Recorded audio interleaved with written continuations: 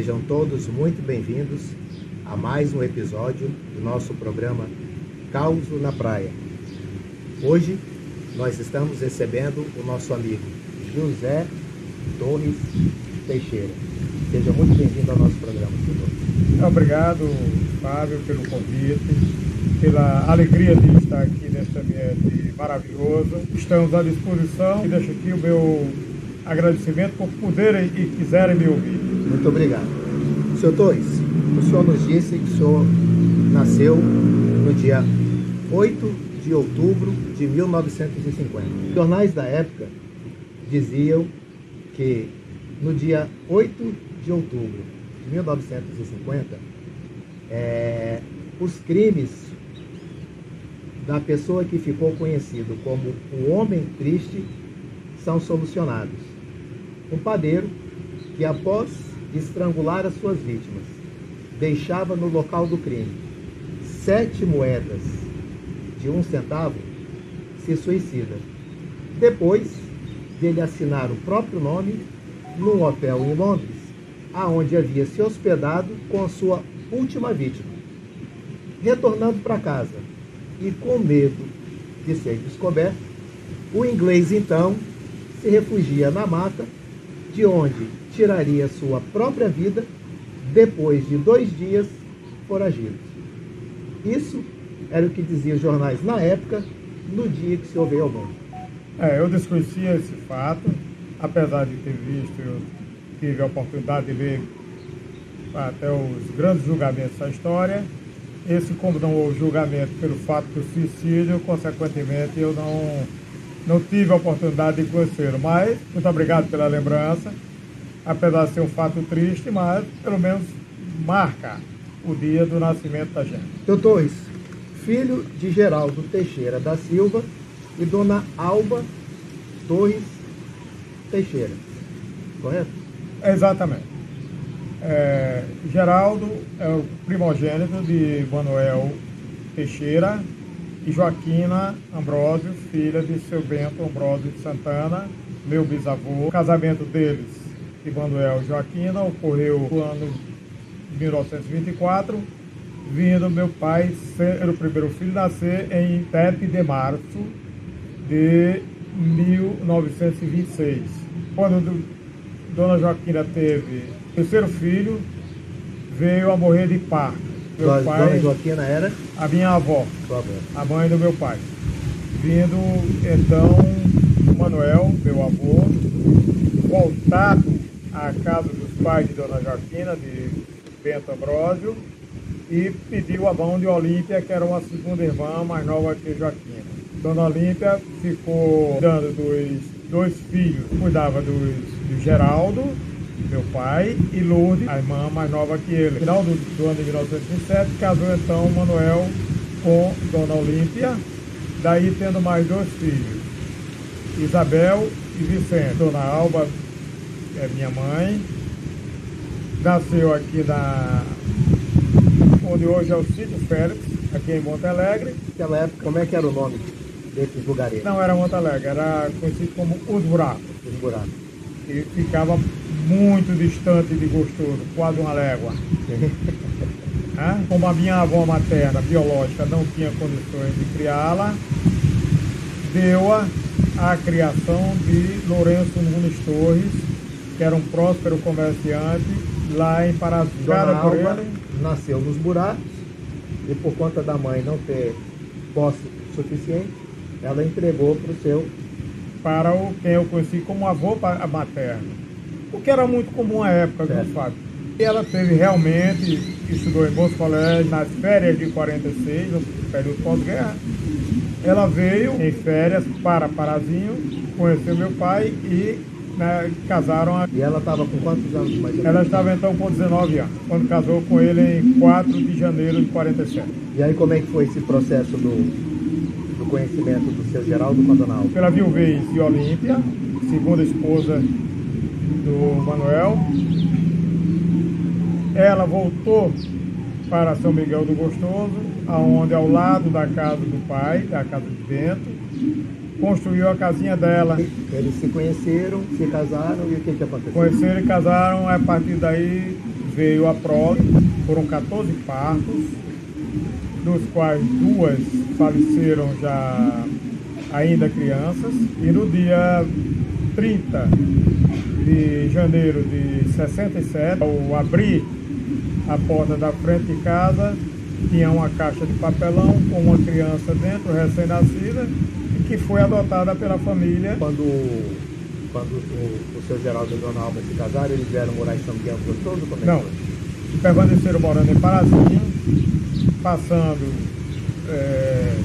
papai a trabalhar com o meu avô materno, com o Lourenço Nunes Torres, que era conhecido em Parazinho como Loló Torres, e trabalhar na loja, no armazém de secos e molhados, que era o tipo da época, hoje, que é o armazém de estilos de cereais. Com a ida do meu avô para Natal no ano de 1950, ano que eu nasci, ele passou a trabalhar com o primo dele, o João Rabelo Torres, meu padrinho, em 54, quando nós fomos para Natal, já éramos 6 irmãos, e fomos morar num local um tanto quanto violento, lá na esquina da Rua Baraúna com a Rua dos Pegas, em Natal, nas quintas. E após o falecimento da minha irmã, em 56, nós mudamos para uma outra casa também próxima,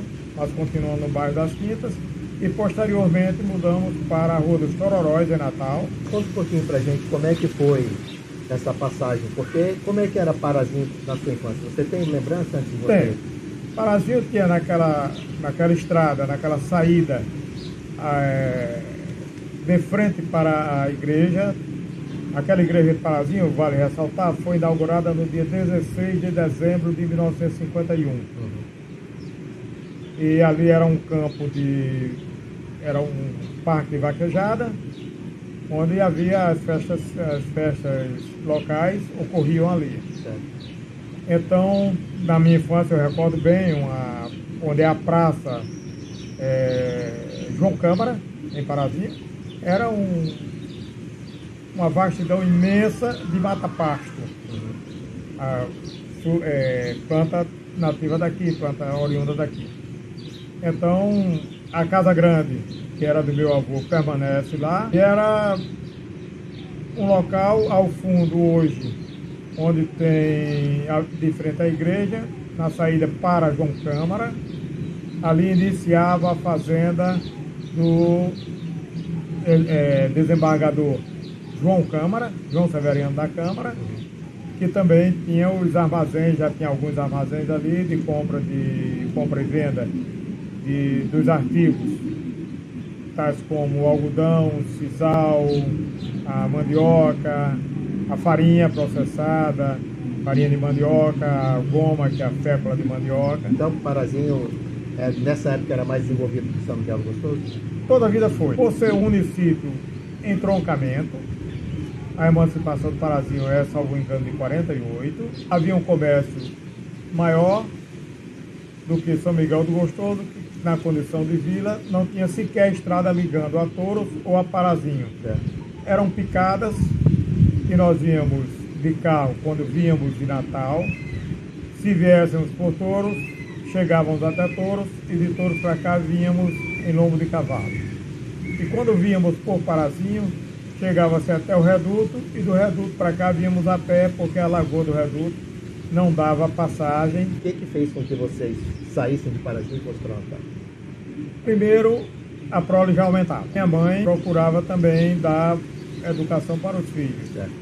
Daí nós íamos para Natal, nós fomos estudar no Colégio Sagrada Família, hoje mais velho. Os padres deram uma bolsa de estudo, porque éramos 5 no colégio. Nós levantávamos na Rua Tororóis, eu já estou em 58. Mas quando vocês foram para Natal, foi... Esse é o primeiro endereço que vocês Não, morar? o primeiro endereço foi a Rua Baraúna. Como que essa época na Rua Baraúna? Como é que era? Já tinha energia? Como é que era a vida? Não, na Baraúna já tinha energia. Assim, as quintas todas já tinham energia. Água encanada? Água encanada eu não me recordo, mas já havia. Quando nós mudamos para Nações Unidas, de 25 de dezembro de 56 a 25 de dezembro de 57, mudamos para Tororós. Aí na Tororós, sim, não tinha água nem luz. E essa região onde vocês moravam, é onde Natal começou? Não, Natal começou na Ribeira, Rua Chile, Tavares de Lira, ali era o comércio e centro administrativo de Natal. É tanto que o Palácio do Governo era na Rua Chile, onde posteriormente foi um prostíbulo, a Rua Chile. E todo aí o comércio de Natal era ali na Ponta Ribeira. Geraldo foi fazer o que em Natal? Qual que era a atividade dele? Ele toda a vida foi comerciário, então eles montaram uma mercearia, ela veio a quebrar. Daí meu pai volta a trabalhar com o meu avô no armazém que ele já tinha em Natal. Depois foi trabalhar em outros comércios, foi ser corretor de imóveis, para poder criar toda a prole. E ele, como ele gostava, ele tinha dois vícios altamente destrutivos. Ele tanto gostava do jogo de cartas, quanto gostava de visitar as casas noturnas, popularmente conhecido como cabaré. E daí, todo o dinheiro que pegava, ele realmente gastava fora e a família sofria com isso. Comecei a trabalhar efetivamente para me sustentar, pagar meu colégio, desde os 7 anos e meio de idade. Como é que foi esse processo aí? Aí nós levantávamos os 3 filhos mais velhos. Vocês estavam morando aonde? Lá na Rua Tororós. Nós levantávamos de 3 horas da manhã, 3h30, não tinha energia, então também não tinha água. Nós botávamos água nas casas em galão, de 2 latas de querosene, 2 latas de peso médio. Como eu era pequeno, não levava a lata cheia, menos. E os meus 2 irmãos, já um com 10, outro com 11 anos, já levavam a lata mais cheia. E nós vendíamos essas águas para poder deixar o dinheiro com a minha mãe, para que ela comprasse, então, o necessário para o dia a dia. Nós íamos para o colégio e quando nós voltávamos, então pegávamos cada um uma bandeja com cocada, com tapioca, com docinhos, normalmente com o lanche, para vender à porta do colégio. Às 3 horas da tarde, quando dava o recreio, terminava a nossa faina diária. E nós então voltávamos para casa e aí sim íamos preparar as lições do dia. Não tinha futebol? Não tinha futebol. Até mesmo porque nós não tínhamos tempo para o futebol. Nós tivemos um tempo para o futebol quando mudamos da João Carlos para a Rua Ferreira Nobre, na Guarita. Aí nós realmente começamos a melhorar o padrão de vida, porque meu pai ficou trabalhando com meu avô, impedido de jogar e visitar as primas. Meu irmão mais velho, o de Assis, passou a trabalhar no comércio. Edmilson também. Como que se dava a relação Torres com São Miguel do Gostoso? Desde a infância, eu vinha passar férias escolares aqui. E sempre acompanhava, sempre tinha a companhia do meu bisavô, das minhas tias, avós. O local que vocês vinham é onde é a pousada hoje? Exatamente, era a casa dele. Então aqui onde nós estamos, era um campo, uma várzea, porque este riacho que passa aqui, que é o córrego do Maceió, que deságua lá na Ponta Santo Cristo. Isso aqui, na época de inverno, nós chegamos, enquanto crianças, a atravessar isso aqui a nado, para vir de Natal para cá. Nós saíamos, Natal, onde hoje é a Praça Gentil Ferreira, era um mercado público do Alecrim. Que é a Praça do Relógio. Que é a Praça do Relógio, por volta das 8 da manhã, tomávamos um caminhão. Então viemos chegar em Touros por volta da meia-noite, 1h da manhã. E daí dormíamos em Touros. Mas a pista já era, como que era a estrada? Já passava carro? Como é que era? A estrada passava carro sofridamente até Touros. Sim. Natal Touros, via Seramirim. Mas era o que? Era areia? Era areia, algumas partes de pissarro.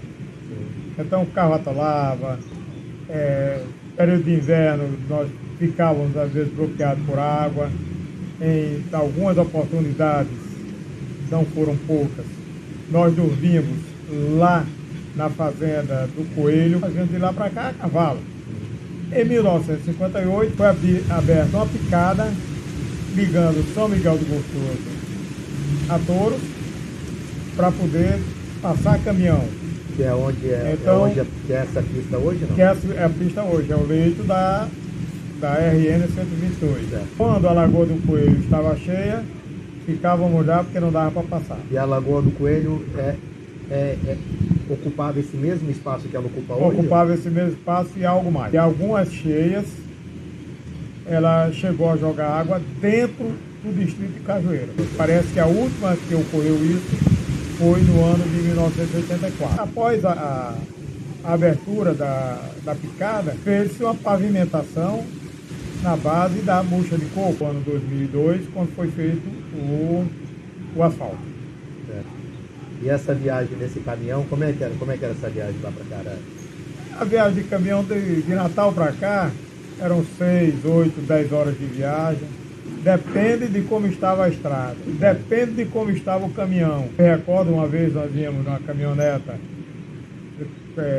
Chevrolet 1948, nós íamos para o Réveillon e tivemos que pernoitar em Ceará-Mirim, porque ao subir uma daquelas ladeiras de Ceará-Mirim para cá, você passando Ceará-Mirim, no sentido de Touros, tinha umas elevações, a caminhoneta ficou lá e deu um problema no platinado. Nós tínhamos que pernoitar lá para de manhã providenciar seu conserto. Nesses caminhões só vinham pessoas? Como é que era? Nesses caminhões nós tínhamos os caminhões de compra, tínhamos o misto. O que era um misto? Era o famoso pau de arara, que era uma boleia tripla ou dupla, feita em madeira, para carregar pessoas, daí o nome misto, pessoas e mercadorias. Porque os bichos que vinham eram bicho vivo? Vinha bicho vivo, via bicho morto, camarão, pingando na cabeça da gente, era uma maravilha a viagem. VIP, né? VIP, né? Era super VIP. As mulheres tinham que ir na boleia, e o mais que era de homem e menino, era em cima. E aí chegava em Touros, e como é que era de Touros, de lá para cá? Aí de Touros para cá nós íamos a cavalo. Eu saí pela manhã, um mensageiro comunicava aqui que nós já estávamos em Touros, que o Vicente e tio. Mas nessa época que vocês iam passar férias aqui, o seu Bento ainda estava vivo? E as férias passavam, dividíamos entre a casa dele lá, com a casa da minha avó, Olímpia, aqui onde hoje é o supermercado Teixeira, onde é o supermercado, era um curral de gado, de tio Vicente, e à frente, onde vizinha o colégio estadual, onde é a casa de João Wilson e assim, era o curral de gado de Tio Nilo. Aquela área ali é onde tudo acontecia. As festas de padroeiro eram feitas ali, que eram até clareadas a lampião. Era o que nós tínhamos para a época e era o que nós valorizávamos. Nosso dia a dia aqui, naquela época, 4 da manhã, invariavelmente acordávamos, cada um com seu copo, já com açúcar, curral, leite mogido. Logo em seguida, íamos buscar o sol na praia. 8 da manhã, aproximadamente, subíamos da praia para casa para tomar café. O café da manhã compunha-se normalmente de tapioca, cuscuz, raramente um ovo frito e quase que invariavelmente peixe. O seu Bento não tinha criação? O Papai Bento tinha. Ele tinha criação de caprino e ovino, mas muito raramente abatia. Porque também ele tinha barco de pesca e o suprimento de peixe era melhor. E como não tinha como conservar a carne, o peixe era moqueado e não tinha-se o tratamento de moquear a carne de caprino ou de ovino. Às vezes abatia-se uma ou duas galinhas, fazia-se o almoço, mas também não tinha como conservar porque não havia a geladeira. E então eu tinha que ser imediatista.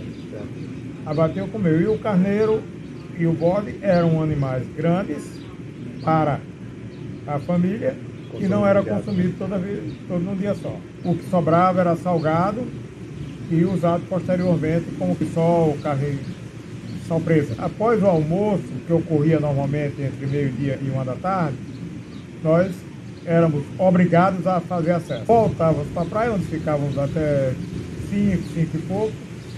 Então, voltávamos para casa, 6 horas já estava escuro, todo mundo ia dormir. Como é que era São Miguel do Gostoso naquela época? Quantas casas tinha? São Miguel do Gostoso, eu acho, Fábio, que não passava de 200 casas. Tinha a casa do Papai Bento, a casa de umas 3 ou 4 filhas, tinha uma casa de uma senhora, que era uma casinha de palha aqui aos fundos, exatamente ao fundo da sua casa, onde ela atendia os meninos naquela mocidade. Ela fazia atendimento, fazia caridade. Tinha, como eu já falei, o curral, ao lado do curral, uma mercearia de Tio Vicente, onde é o supermercado Vital, era já uma mercearia do seu Joca Italiano, que é o pai de Vavá. Tinha a casa da minha avó, a casa dos Martins. Mais à frente, ali onde é a Visgueira do Balária, tinha um núcleozinho residencial, morria São Miguel do Gostoso. E o restante era tudo mato, tudo duna. Nós saíamos para brincar de tábua de morro, então o nome disso que bunda. E nós fazíamos a descida das dunas com a parte central da folha do coqueiro. Sim. Que dá uma tábua de morro maravilhosa. Era esse o dia a dia de São Miguel do Gostoso. Quando voltávamos para Natal, não tinha barba a fazer, mas o cabelo estava cheio de areia.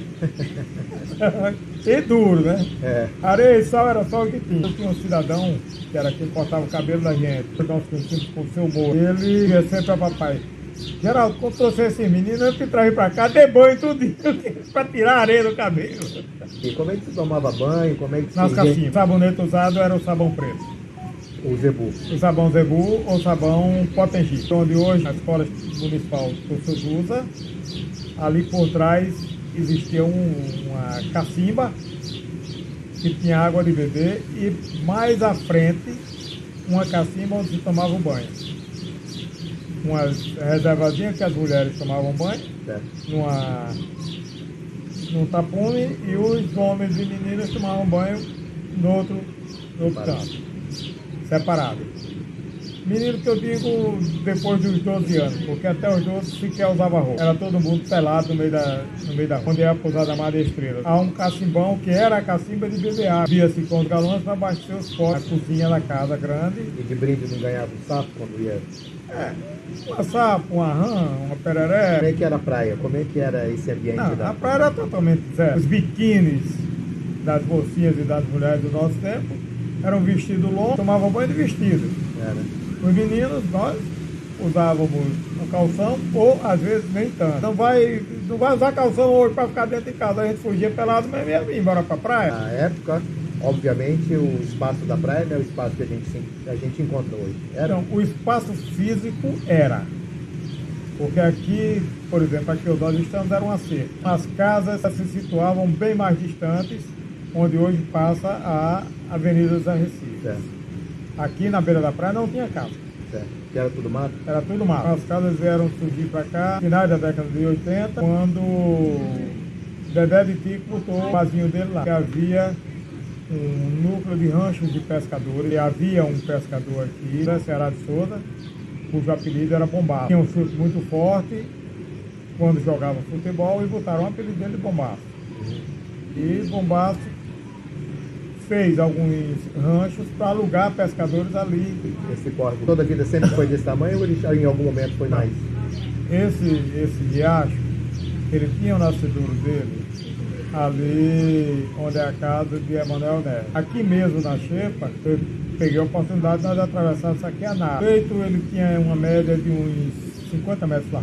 Ele começava ali mais ou menos após o quintal, a pizzaria Quintal, e vinha até aqui no limite da quadra. Essa baixada aí, ela dá mais 3 metros de profundidade. Na época era esse curso d'água que alimentava a cidade. Porque aí mantinha o lençol freado, mantinha as casinhas com água. É este São Miguel do Gostoso que eu me lembro. Nós gostaríamos de agradecer ao Torres por ter partilhado um pouquinho da sua experiência conosco. Muito obrigado, Torres. Fábio, também eu agradeço o convite, sinto-me honrado em poder falar sobre São Miguel do Gostoso. Resolvi mudar de Natal para cá, exatamente porque gosto desse pedacinho de terra. E São Miguel do Gostoso também teve o prazer de receber pessoas como você, que veio, radicou-se aqui. Sei bem que você veste a camisa São Miguel do Gostoso. É sempre agradável esse nosso encontro. Obrigado. Muito obrigado pela sua audiência e até o próximo episódio do nosso programa Causa na Praia.